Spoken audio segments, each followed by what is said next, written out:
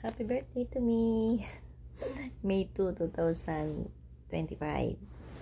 Ayan, birthday ko ngayon. Ilang taon na ako, huwag nyo nang tanongin. Lagpas na ako. Sasabihin ko na rin, 64. Tanda ko na, bilis lang. At sa mga oras na to, ako ay may sakit. Ganito rin nangyari sa akin, nung 2023, birthday ko din yun. Sa hospital, halos ako nag-birthday. 2 weeks ako dun.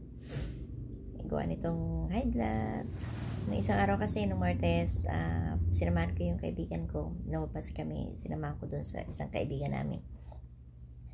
Pag uwi ko, naramdaman ko sumakit yung ulo ko. Ang sakit-sakit. Pala, ang taas ng BP ko. Tapos, pinainom ako ng gamot ng mga bata. Nung pagkainom ko ng gamot, medyo okay naman. At pinapunta ako dito sa kwarto. Dito ako sa kwarto niya ngayon kasi may aircon. Pinag-aircon ako kasi sobrang init. Para makarelax ako. Kaso, ang problema, hindi nga ako sanay sa aircon. Ayoko talaga ng sobrang lamig. Kasi talagang hindi ko kaya. Kinabukasan nilagnat naman ako. Tapos ngayon, yung okay na rin naman yung lagnat, wala na. Kaya lang yung BP ko, taas baba. May gamot naman ako. Ito ang nakakalungkot. Kung kailan pa yung birthday mo, doon ka magkakasakit. Okay lang magulang maghanda-handa. Hindi uso sa akin yung maghanda-handa na yan. Kaya ako naghanda. Pera na lang kung sinusurpresa nila ako. Ngayon, wala. Sabi ko, wag na. Kasi gastos lang, tsaka maraming una-unang dapat pagkagastosan, di ba?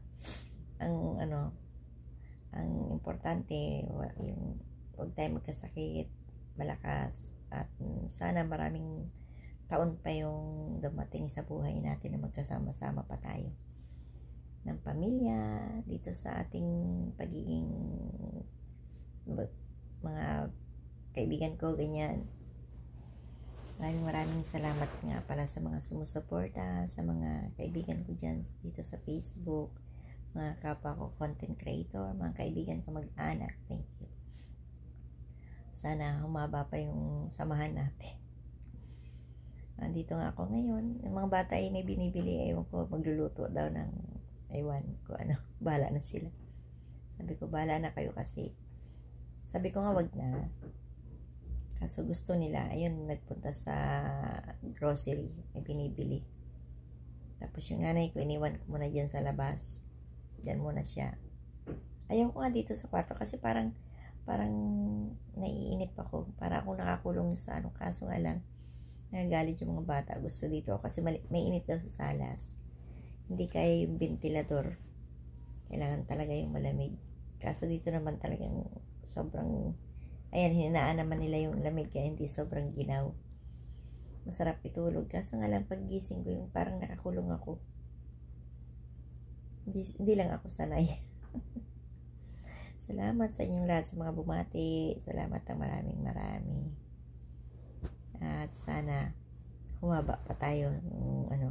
Humaba pa yung samahan natin.